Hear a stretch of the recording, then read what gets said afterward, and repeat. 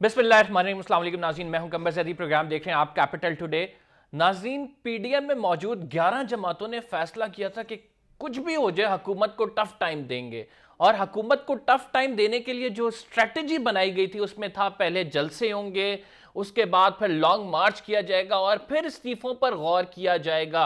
इस्तीफे कब देने, इसके दरमियान इसके माबैन पीडीएम की जमातें आपस में उनके दरमियान इख्तलाफ तो पाया गया, लेकिन कंसेंसस इस हवाले से ताहाल नहीं हो सका। पहले डेडलाइन दी गई थी 31 दिसंबर की, उसको बाद फिर एक्सटेंड करके 31 जनवरी पे आए और फिर 31 जनवरी के बाद जो फैसला किया गया कि फरवरी के आगाज में लॉन्ग मार्च का ऐलान कर दिया जाएगा। लेकिन अभी तक लॉन्ग मार्च की बाकायदा तौर पर कोई तारीख नहीं दी गई है। आज मुस्लिम लीग नून की पार्लिमानी पार्टी का इजलास हुआ और इस इजलास में फैसला किया गया कि मुस्लिम लीग नून अब सेनेट के इंतखाबात लड़ने जा रही है। इससे कबल पीपल्स पार्टी बाकायदा तौर पर ऐलान कर चुकी है वो ज़िमनी इंतखाबात में भी हिस्सा लेंगे और वो सेनेट के इंतखाबात में भी हिस्सा लेने जा रहे हैं। आज जब मरियम नवाज साहिबा से यह सवाल किया गया कि जो इस्तीफों की बातें हो रही थी, जो लॉन्ग मार्च की बातें हो रही थी, उन पर आप क्या कहेंगी, तो उन्होंने क्या जवाब दिया, हम जरा आपको सुनवाते हैं। कि लॉन्ग मार्च होगा या हुकूमत जाएगी, क्या होगा और क्या पैगाम था जो आप लेके आई लॉन्ग हैं? मार्च भी होगा इंशाअल्लाह ताला, इस्तीफे भी आएंगे और ये हुकूमत और लॉन्ग मार्च भी होगा, इस्तीफे भी आएंगे, हुकूमत भी जाएगी, लेकिन साथ ही हम सेनेट का इंतखाबात भी लड़ेंगे। तो यानी सेनेट के इंतखाबात लड़ने तक हुकूमत कहीं नहीं जा रही। इस पर बात करेंगे आज। हुकूमत ये कह रही है कि पीडीएम पहले आवाम के पास गई और पीडीएम ने अपने पावर शोज किए और उसके बाद जब आवाम ने रिजेक्ट उन्हें कर दिया तो इक़्तिदार के ऐवानों तक ये दोबारा वापस आए हैं और पहुंचे। और मरियम नवाज साहिबा आज पहली दफ़ा पार्लियामेंट आई और पार्लिमानी रहनुमाओं से खिताब भी किया वहाँ पर, और बाकायदा तौर पर पार्टी की पॉलिसी में ये ऐलान भी किया गया कि सेनेट इंतखाबात में हिस्सा लेने जा रहे हैं। क्या इस्तीफों की बातें दम तोड़ गई हैं, इस पर आज बात करेंगे। हमारे साथ मौजूद हैं मुस्लिम लीग नून से निसार अहमद चीमा साहब, रुकन कौमी असम्बली हैं, ताल्लुक मुस्लिम लीग नून से है। ताज हैदर साहब सीनियर रहनुमा है पीपल्स पार्टी के, हमें ज्वाइन कर रहे हैं। और शौकत बसरा साहब हमारे साथ मौजूद होंगे पाकिस्तान तहरीक इंसाफ से। आप तीनों मौजूद मेहमान ग्रामी का बहुत बहुत शुक्रिया। निसार चीमा साहब, आप स्टूडियो में मौजूद हैं, आपसे ही आगाज़ करते हैं। मुस्लिम लीग नून दोबारा ऐवानों की तरफ जो है रुख कर रही है, क्या वजूहात हैं? आप तो सड़कों पे गए थे कि हुकूमत को गिराना है, फिर इसी हुकूमत के साथ दोबारा बैठेंगे ऐवानों में। ज़ैदी साहब, गुजारिश ये है कि जो हमारा असल हदफ है, जो ऑब्जेक्टिव है, जो मंजिल है, वो क्या है पूरी कौम को पता है, आपको भी पता है। और वो ये है कि ये नालायक टोला जो मुसल्लत कर दिया गया है कौम पे अजाब की शक्ल में, इससे निजात हासिल करनी है। अब ये हमारा ऑब्जेक्टिव है, ये एम है, ये आखिरी मंजिल है। अब यह है कि इसको हटाने के लिए मुख्तलिफ जो हिकमत अमली हो सकती है, लाएअमल हो सकता है, स्ट्रेटजी हो सकती है, उसमें इस्तीफ़े भी शामिल हैं, उसमें लॉन्ग मार्च भी शामिल है, उसमें इन हाउस चेंज भी हो सकती है। कई स्ट्रेटजीज, कई ऑप्शन हमारे पास मौजूद हैं। उसके हवाले से, ऑप्शंस के हवाले से मुख्तलिफ पार्टियों में, पार्टियों के अंदर भी ये एक ऑनेस्ट डिफरेंस ओपिनियन हो सकता है, लेकिन जो अल्टीमेट ऑब्जेक्टिव है उसके बारे में कोई इख्तलाफ नहीं है। मुकम्मल यकसुई है, ना सिर्फ पीडीएम में बल्कि पूरी कौम में। चीमा साहब, अगर आपकी इतनी यकसुई है तो अभी तक डिसीजन क्यों नहीं हो पाया? एक कॉमन ऑब्जेक्टिव है, कॉमन ऑब्जेक्टिव हुकूमत को हटाना है, इसके मल्टीपल वेज हैं, मल्टीपल वेज आप लोग ट्राई भी कर रहे हैं, जिसमें आप जलसे भी किए। आपने कहा कि जलसों के हवाले से एग्रेसिव पॉलिसी भी लाई जाएगी, मुताद्दिद जलसे होंगे, वो आपने कर लिए, फिर इलेक्शन कमीशन के बाहर भी एहतजाज कर लिया। Now what is the way forward? अब क्या सेनेट इलेक्शन लड़कर फिर आप कहेंगे कि हम इस्तीफे दे रहे हैं? देखें, बात ये है, गुजारिश ये है कि जो वे फॉरवर्ड है, जो उसका टाइम फ्रेम है, वो तो पीडीएम की क़यादत ने तय करना है। वो जाहिर है कि वो मैंने या आपने तय नहीं करना। अब ये है कि उनको तय करने दें, जो भी वो तय करेंगे पीडीएम में शामिल सारी जमातें जो है उसकी पाबंदी करेंगी इंशाअल्लाह। और देखें, दूसरी जो गुजारिश है वो ये है कि मैं बार बार ये गुजारिश करता हूँ कि ये हुकूमत जो है, अगर चाहिए है कि पीडीएम ने जो कौम की इल्तजाएँ थी, जो दुआएँ थी इस हुकूमत के मजालम के हवाले से, जो 2.5 साल में इन्होंने महंगाई और बेरोज़गारी की शक्ल में इस कौम पे ढाए हैं, उस हवाले से जो आवाम की चीखें निकल रही थी, आवाम की जो आहें और इल्तजाएँ थी, पीडीएम उनकी आवाज़ बन गई है। अब ये थोड़ी अचीवमेंट है कि पूरी कौम की आवाज़ बन के उभरी है पीडीएम, और पीडीएम की तरफ पूरी कौम देख रही है, और मुझे यकीन है कि गरीब लोगों की दुआएं रंग लाएंगी। वैसे जैद साहब, आखिरी बात ये है कि ये हुकूमत नालायक टोला जो है, ये अपनी तबाही के हवाले से, अपने जवाल के हवाले से किसी मौसर अपोजिशन की वो मोहताज ही नहीं है। वो खुद कफीर है अपनी तबाही के हवाले से, अपने करतूतों के हवाले से। ताज हैदर साहब, आपकी जानिब आऊँगा, आप सीनियर पॉलिटिशियंस हैं, तमाम हालात से खूबी वाकिफ हैं। हुकूमत आज दोबारा दावे कर रही है कि जी ये लौट कर बुद्धू घर को आए, ये इक़्तिदार के ऐवानों की तरफ इसलिए आ रहे हैं क्योंकि आवाम ने इन्हें रिजेक्ट कर दिया।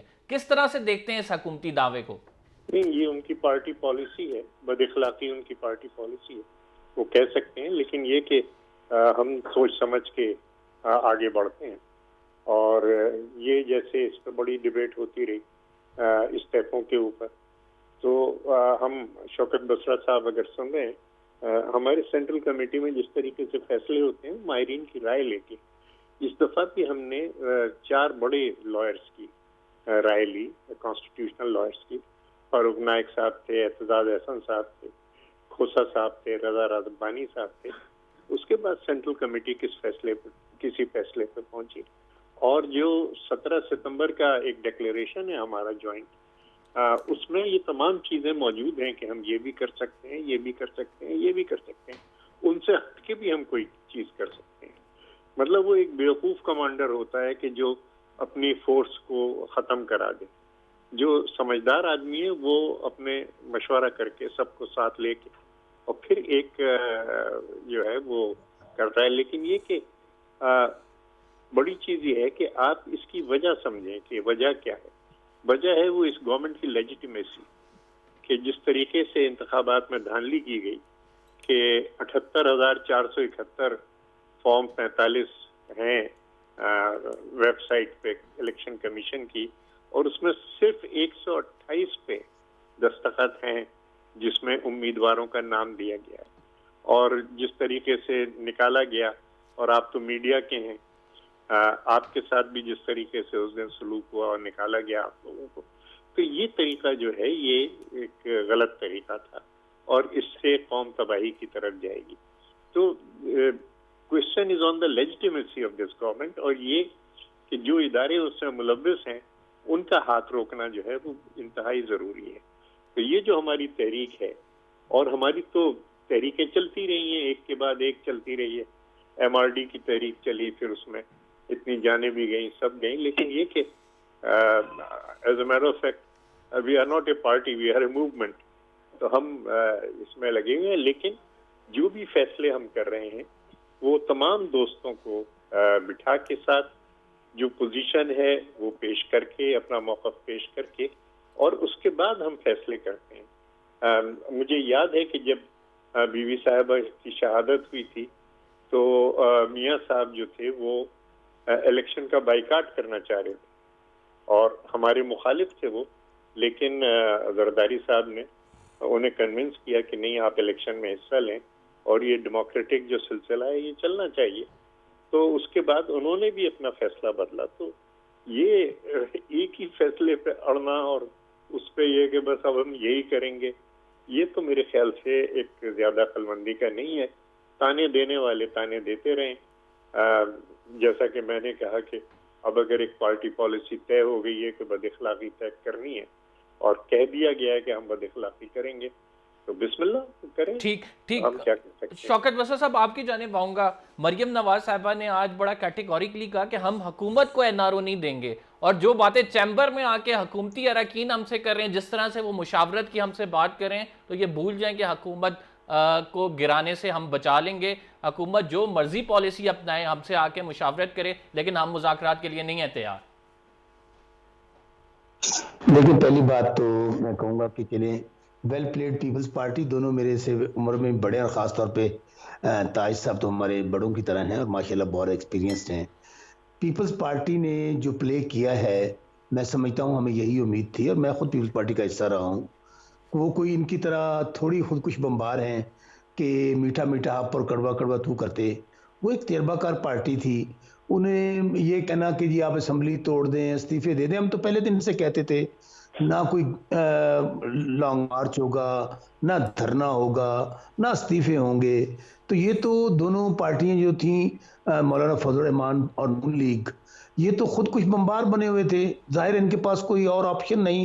इनको पता है कि इस वक्त सूरत हाल है एहतसाब के हवाले से, इन्होंने हर हरबा इस्तेमाल कर लिया, लेकिन अदारे काम कर रहे हैं। तो मेरे भाई, अब तो ये सिर्फ यही मैं कहूँगा कि हाथ ना पहुंचे थूकोड़ी, इनको यही करना था। इन्होंने ना, अभी सेनेट का इलेक्शन भी लड़ेंगे, बाई इलेक्शन भी लड़ेंगे, और वैसे भी कौन सा कह रहे थे 2021, ये तो 2023 कह रहे थे, सितंबर अक्टूबर। आप लोगों ने असल में गौर से सुना नहीं है। ये कह रहे थे हम 2023 में हुकूमत नहीं होगी।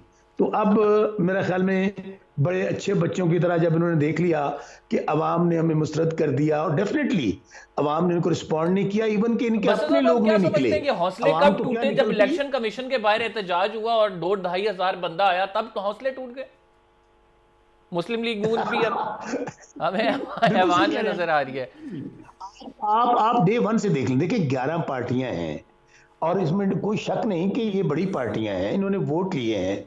लेकिन आप इन 11 पार्टियों के तमाम जलसे निकाल ले, और खास तौर पे जो लाहौर में इनके साथ लाहौरियों ने किया कि 3 दफा का प्राइम मिनिस्टर वहां से, 3 दफा की वजारत आला, chairman, deputy chairman, mayor, deputy mayor, सारा कुछ वहां से, उन लोगों ने इनका बयानिया रिजेक्ट कर दिया। उसकी रीजन क्या है? क्योंकि ये कोई आपका ख्याल नजरियाती था थोड़ी था। 4-4 5-5 बारियां लेने वाली पार्टियां निकली हुई हैं एनआरओ लेने के लिए। अवाम का तो ये मगरमच्छ। ठीक ठीक। बशर साहब, हमें एक छोटे से ब्रेक पे जाना है। We will be right back after this short break नाज़रीन, और उसके बाद जिक्र करेंगे। पीपल्स पार्टी कहती है कि हुकूमत के खिलाफ तहरीक अदम एतमाद लाई जाए, लेकिन मुस्लिम लीग नून के रहनुमा खसूसन एहसन इकबाल साहब ने यह बयान दिया है कि अदम एतमाद आप किस तरह से कामयाब बनाएंगे। आपने देखा कि चेयरमैन सेनेट की बारी भी अदम एतमाद लाए, लेकिन हमारे फिगर्स ज़्यादा थे, लेकिन उसके बावजूद हम नहीं तब्दील कर सके। इस पर बात करते हैं एक छोटे से ब्रेक के बाद।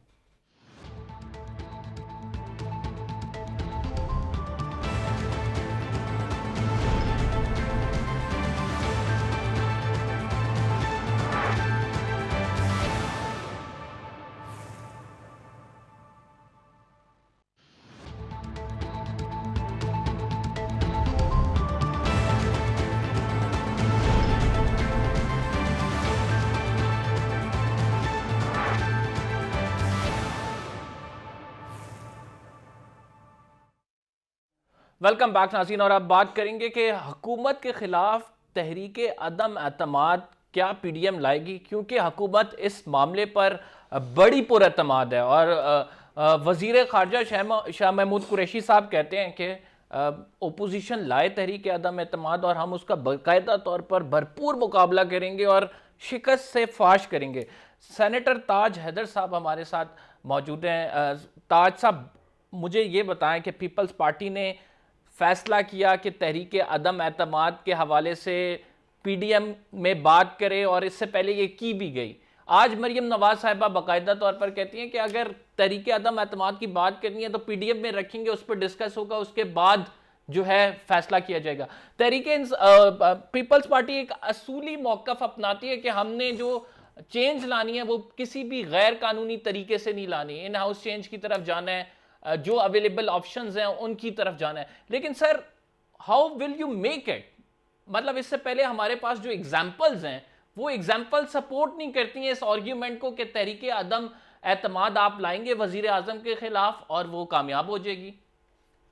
देखिए, मेरे ख्याल से उस एग्जाम्पल का जिक्र ना करें तो ये कौमी वक़ार और सेनेट के वक़ार के लिए बेहतर होगा, क्योंकि दो तरीके हैं इसमें। सेनेट के चेयरमैन के इंतखाब और उनके खिलाफ तहरीक अदम एतमाद, इसका जो फैसला होता है वो सीक्रेट बैलेट से होता है। यानी 64 सेनेटर खड़े हुए थे मोशन के हक में, लेकिन वोट 50 निकले। अच्छा, जो वजीर आजम का इंतखाब और उनके खिलाफ अदम एतमाद है, तो उसका तरीका कॉन्स्टिट्यूशन में है कि हाउस को डिवाइड किया जाता है, डिवीजन ऑफ द हाउस, और वजीर आजम को कम से कम 172 मेंबरों को अपनी साइड पे लेना होता है, और वो एक एक मेंबर जो है वो लॉबी में जाता है और गिनती जो है वो होती जाती है। तो ये तरीके दोनों मुख्तलिफ हैं। मैं क्यों कह रहा हूँ कि सेनेट का हमें जिक्र नहीं करना चाहिए, मैं इसलिए कह रहा हूँ कि यानी 14 ने सेनेटर्स ने वोट अपना फरोख्त किया। अब उसमें कौन लोग शामिल थे, शक व शुबा तो है कौन था कौन नहीं था, लेकिन यह कि कोई सबूत नहीं लाया जा सकता और उसमें कतई तौर पे नहीं कहा जा सकता कि फलां ने किया। लेकिन कतई तौर पे जो बात कही जा सकती है वो ये है कि वोट खरीदे गए, और वोट खरीदना जो है वो इतना ही बड़ा जुर्म है जितना वोट बेचना है। और इनको ये सोचना चाहिए कि जो किसी को खरीदते हैं वो खुद भी किसी के हाथ बिके हुए होते हैं। तो अगर हम ये एक शर्मिंदगी का मौका था हमारी सियासत के अंदर कि सेनेट का वक़ार और पाकिस्तान का वक़ार वो दांव पे लगा लिया जाए। और मुझे बड़ा अफसोस है कि हम बड़े फख्र से जिक्र करते हैं कि जी हमने वोट खरीदे। अच्छा, अब ये कहा जा सकता है कि जनाब उन्होंने अपने ज़मीर के मुताबिक, ठीक है, अगर बाज़मीर थे तो मोशन के हक में न खड़े होते, सबके सामने आके बात करते कि साहब हमारा ज़मीर हमें इजाज़त नहीं देता था, वहाँ वो खड़े हो गए और ये वोट हुआ। इसलिए मैं आपसे दस्तबस्ता गुजारिश करूँगा, और शौकत बसरा साहब सुन रहे हैं, कि ये चीज़ हमारे कौमी वक़ार के ख़िलाफ़ है और इसको जितनी जल्दी भूल जाया जाए और जितनी जल्दी इस पे और इससे ये हो कि भाई हमारी जो इज्जत है और वक़ार है कि हमारे यहाँ ऐवान बाला के अंदर वोट बिक रहे हैं। ठीक, लेकिन सर आप समझते हैं कि अब ये जो अदम एतमाद की तहरीक की बात कर रही है, जिस पर नून लीग को रिजर्वेशंस हैं, कि ये किस तरह से होगा? पीपल्स पार्टी कन्विंस कर लेगी नून लीग को और पीडीएम में भी रखेगी ये बात? वो तो जाहिर है कि जैसे कि चेयरमैन कह चुके हैं और मैं उनकी बात दोहरा रहा हूँ कि हर चीज अपने बाहमी मशवरे से होगी। और लेकिन जो चीज इब्हाम का शिकार है इस वक्त वो अदम एतमाद का तरीक़ाकार है। सेनेट के अंदर मुख्तलिफ है, नेशनल असेंबली के अंदर मुख्तलिफ है। यानी सेनेट के अंदर अगर जो है वो सीक्रेट बैलेट ना होती बल्कि शो ऑफ हैंड्स होता और हाउस डिवाइड होता तो वो कामयाब हो जाती। लेकिन असेंबली के अंदर ये है, और ये वजीर आजम की जिम्मेदारी होती है कि 172 आदमियों की बल्कि 173 की हिमायत दिखाए हो। और इस नुक्ते नज़र से अगर देखें तो मेरे ख्याल से काफ़ी अच्छी पोजीशन में। सर आप शो ऑफ हैंड्स की हिमायत कर रहे हैं, और इसी के हवाले से जो वफाकी हुकूमत एक मामला सुप्रीम कोर्ट में लेके गई है, आज सिंध हुकूमत की जानिब से जो जवाब आया उसमें एतराज़ात उठाए गए हैं। सर तो हमने तो कॉन्स्टिट्यूशनल बात की है ना, आर्टिकल 226 में जो तरीका है, और इसमें फिर आपने मौका दिया है, ये सवाल किया है, तो फिर मैं आपसे अर्ज करता हूँ कि उसमें जो हमारी ब्रीफिंग हुई थी सेंट्रल कमेटी की, उसमें सेनेटर रज़ा रब्बानी ने तफसील से वो कागजात निकाल के लाए कि जो इस आर्टिकल को पास करते वक्त असेंबली में डिबेट हुई थी।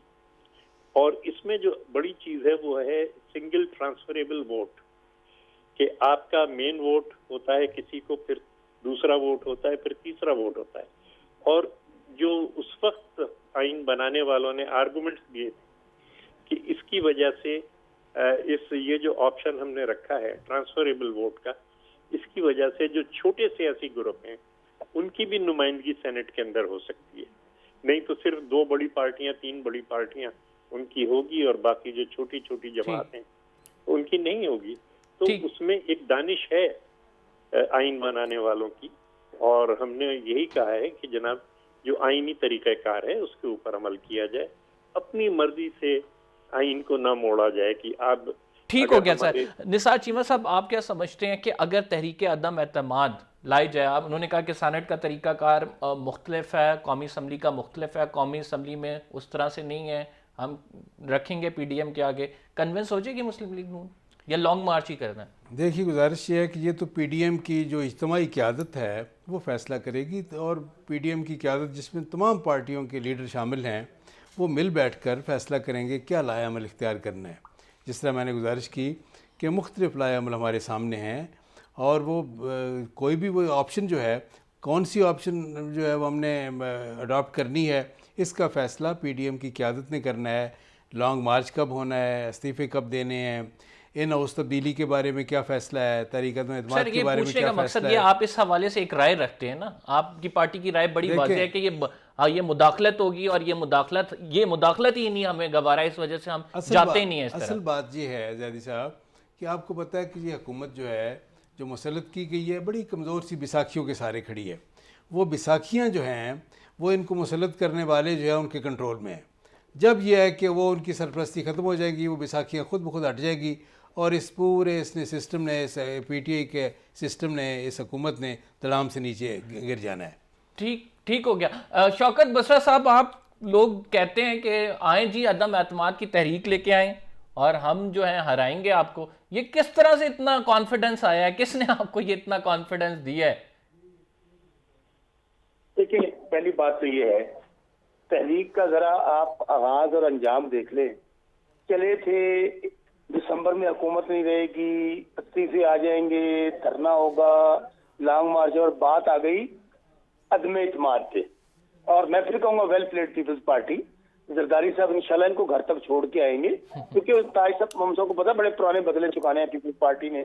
शहीदों की जमात है और जो शहीद ज़ुल्फ़िकार अली भुट्टो की फांसी पे मिठाइयाँ बांटने वाले थे और जिया के मिशन को आगे बढ़ाने वाले थे और उनकी जो रूहानी औलाद थे, अब अच्छा किया उन्होंने जाके वहां पर तकरीरें की और अपना नाक और माथा रगड़ा वहां पे जाके शहीदों के मजार पे। दूसरी बात रह गई तहरीक इत्मीनान वाली। देखें, तहरीक इत्मीनान को हम वेलकम करते हैं। हम पहले दिन से कहते हैं कि आईनी, बाकी जलसा जुलूस भी आईनी और जमहूरी हक का इनका, उसमें हमने लोगों इनको फैसिलिटेट किया है। चलिए अब वहां से ये पीछे हट गए, आवाम ने इनको मुस्तरद कर दिया, अब आ गए हैं पार्लियामेंट में, बहुत अच्छी बात है। अगर इनके पास नंबर पूरा होगा तो ये हुकूमत बना पाएंगे और हम अपोजिशन में चले जाएंगे। लेकिन आपने, और वैसे भी ये बहुत तजर्बाकार है, आपको पता है कि इन्होंने, मुस्लिम लीग नून ने तो खास तौर पे पीपल्स पार्टी को पता है और हमें भी पता है कि ओसामा बिन लादेन से पैसे लेकर जो तहरीक इत्मीनान लेकर आए थे वो भी नाकाम हो गई थी। पहली फंडेड हुई थी, जो अभी करते ना गैर मुल्की फंडिंग वाली बात, वो ओसामा बिन लादेन वाली पहली गैर मुल्की फंडिंग हुई थी मुस्लिम लीग नून को, और वो बीबी के खिलाफ और पीपल्स पार्टी के खिलाफ इस्तेमाल हुई थी। दूसरी बात, सेनेट में जहां इनकी खुद अभी हम डिस्कस कर रहे हैं कि लोग इनके अपने इनके साथ नहीं है। मैं किस तरह इनके नजरिए देखें, जो इनका नजरिया, जो बयानिया है, वो लोग जो MNAs MPA बने हैं वो इनकी कोई करप्शन, इनकी लूटमार, इनके आज मरियम नवाज साहिबा कहती हैं पहले से बढ़कर हम जो है एक दूसरे के साथ हैं और पहले से बढ़कर हमारी पार्टी मुत्तहिद है मरियम मोहम्मद नवाज शरीफ की क़यादत में, और इतनी सख्तियों के बावजूद अगर पार्टी मुत्तहिद है इसका मतलब है कि हम मजबूत बन के उभरेंगे। जी बस पूछ लें, कोई एक दो के नाम बता दें जो वो कह रहे हैं। वो कह रहे हैं निसार चीमा साहब कह रहे हैं एक दो के जरा नाम तो बता दें जो हमारे साथ नहीं है। सर मेरी बात सुनिए, पहली बात तो ये बताएं। अच्छा बसरा साहब आप जवाब दीजिएगा इसका एक छोटे से ब्रेक के बाद। नाज़रीन हमने एक छोटा सा ब्रेक लेना है, we will be right back after this short break, और शो ऑफ हैंड्स के हवाले से बात करेंगे इसके बाद।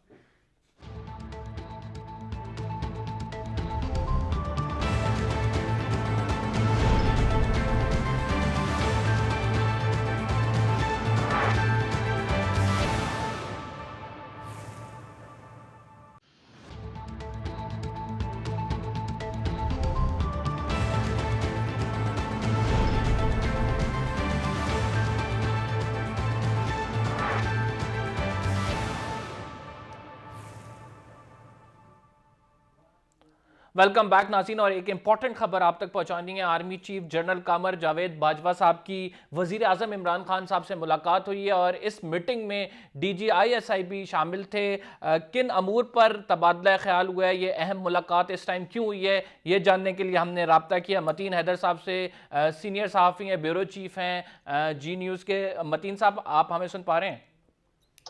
जी बहुत शुक्रिया कमर जैदी साहब। मतीन साहब मुझे बताएं कि ये इतनी अहम मुलाकात, क्या एजेंडा था इस मुलाकात का, इस मुलाकात में क्या डिस्कस हुआ है? जी कंबर बड़ी अहम मुलाकात थी और अभी थोड़ी देर पहले एक मुख्तसर एलामिया वज़ीर आज़म हाउस की जानिब से जारी हुआ, जिसके मुताबिक army chief general Qamar Javed Bajwa ने वज़ीर आज़म इमरान खान से मुलाकात की और इस मुलाकात में DGI लेफ्टिनेंट जनरल फैज़ हमीद भी मौजूद थे। एलामिया में बताया गया कि कौमी सलामती से मुतल्लिक़ मामलात पर तबादला ख्याल किया गया।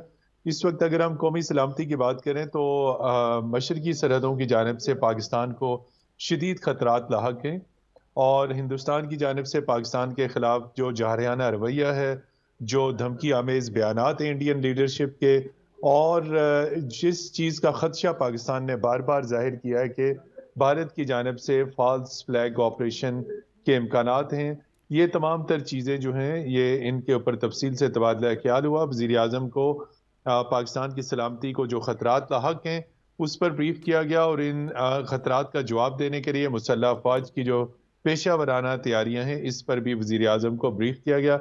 वज़ीर आज़म ने मुसल्लह अफ़वाज की पेशा वराना तैयारियों पर मुकम्मल एतमाद का इजहार किया और कहा कि हिंदुस्तान की जानिब से किसी भी किस्म की अगर पाकिस्तान के खिलाफ जारियत की गई तो इसका मुंह तोड़ जवाब दिया मतीन जाएगा। साहब, इसमें इम्पोर्टेंट बात ये जानना चाहूँगा कि ये स्केड्यूल मीटिंग थी या फिर आउट ऑफ स्केड्यूल एक जाके एक इम्पोर्टेंट मीटिंग हुई है जिसमें मतलब ये खतरे की घंटी भी कहा जा सकता है, जैसे कोई ऐसी बात है? जी कबल ये एक महीने में दूसरी अहम मुलाकात थी पाकिस्तान के कौमी सलामती के दो अहम तरीन इदारों की, यानी आर्मी चीफ और DGISI की, और ये तयशुदा मुलाकात थी। ठीक। जब भी कौमी सलामती से मुतल्लिक कुछ अपडेट्स आते हैं, कोई नई चीज़ें होती हैं, तो आर्मी चीफ और DGISI वज़ीर आज़म से मुलाकात करते हैं और उन्हें इन मामलात पर, कौमी सलामती के मामलात पर अपडेट करते हैं। ठीक, बहुत बहुत शुक्रिया मतीन हैदर साहब आपका इनपुट लेने के लिए, प्रोग्राम में देने के लिए। नाज़रीन, हम टॉपिक को कंटिन्यू करते हैं और टॉपिक सेनेट इंतखाबात के हवाले से बात हो रही थी। ब्रेक पे जाने से पहले एक जो बहुत इंपॉर्टेंट चीज़ है और जो इशू हमारे सामने है वो है क्या सेनेट इंतखाबात में जो ओपोजिशन है वो मुश्तरका तौर पर ये इंतखाबात लड़ेगी या नहीं। इस हवाले से क्या बातचीत हुई है? मुस्लिम लीग नून का पार्लिमानी इजलास जो आज हुआ है, चीमा साहब आज कोई इस हवाले से डिस्कशन हुई है क्या? आप जब इंतखाबात में सेनेट के आपने भी ऐलान कर दिया, पीपल्स पार्टी पहले कर चुकी है, तो मुश्तरका तौर पे लड़ने का कोई ऐलान हुआ है? देखिए सब आज की मीटिंग में कोई एजेंडा पे ये पॉइंट नहीं था। आज तो बेबी मरीम नवाज़ साहिबा तशरीफ़ लाई, पहली दफ़ा वो आई हमारी जॉइंट पार्लियामेंट्री जो सेशन उसमें वो आई पार्लिमानी पार्टी में, और उसमें उन्होंने एड्रेस किया और उससे बड़ा ये है कि मोरल बूस्टिंग भी हुई, पार्टी जो है बड़ी उसमें वो और जोश व खरोश पैदा हुआ। लेकिन ये है कि ये उसमें अगरचे एजेंडा पॉइंट नहीं था। लेकिन बात ये है कि देखें PDM में शामिल जो तमाम जमातें हैं वो एक वसी तर कौमी मफाद में सब इकट्ठी हुई हैं। अपने माजी के तमाम गिले शिकवे, छोटे मोटे इख्तलाफात जो थे, रंजिशें जो थी, उनको भुला कर, नज़रअंदाज कर कर, और वसी तर कौमी मफाद क्या है कि यहाँ पे ये है कि आवाम के हकीकी नुमाइंदे जो हैं उनको मुल्क की बागडोर सौंपी जाए और ये जो मुसल्लत करदा अज़ाब है PTI हुकूमत की शक्ल में इससे निजात हासिल की जाए।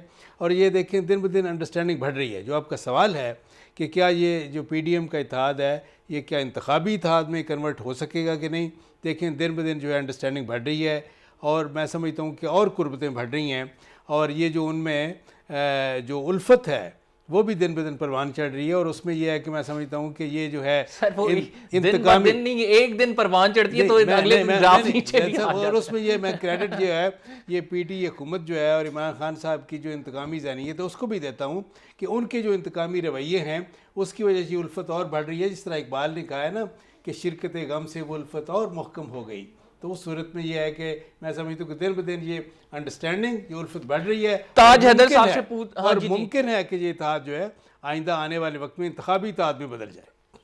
ताज साहब, आप कुछ देख रहे हैं कि इंतखाबी इत्तेहाद भी होगा अगर सेनेट इंतखाबात की बात की जाए, मिलकर अपोजिशन लड़ेगी ये इंतखाबात, कुछ ऐसा होता हुआ देख रहे हैं आप?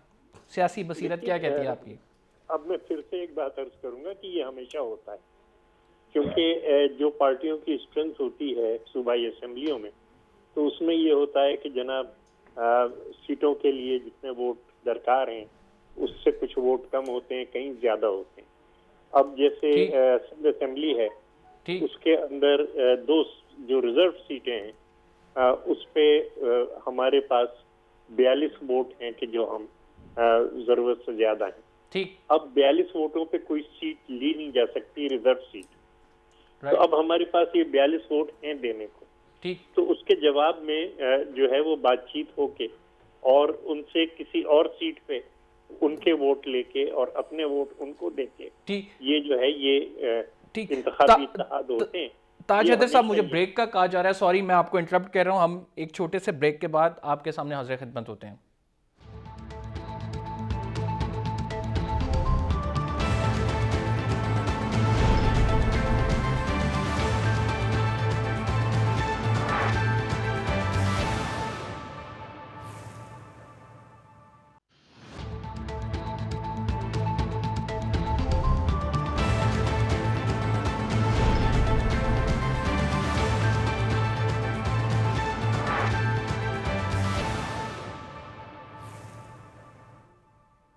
वेलकम बैक नाज़रीन। और ब्रेक पे जाने से पहले हम बात कर रहे थे कि सेनेट इंतखाबात मुश्तरका तौर पर अपोजिशन लड़ सकती है या नहीं। सेनेटर ताज हैदर साहब जो है हमारे साथ मौजूद थे और वो अपना नुक्ता नज़र बयान कर रहे थे।